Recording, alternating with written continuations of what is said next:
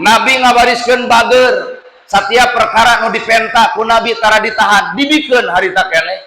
Ya Rasul aya korma dipetik dibikeun. Ya Rasul aya lauk disair dibikeun. Ustad nu mana anu perkara dipenta langsung dibikeun.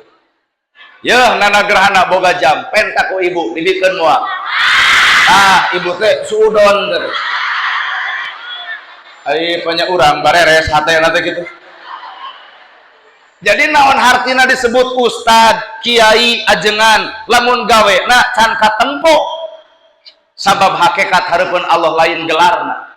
Ditanya ku Allah, punten abdi mah ustad, eueuh gawe mah didagor we. Bener Bang?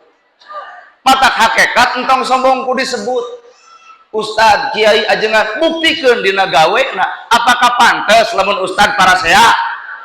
Apakah pantes lamun kiai burger wae?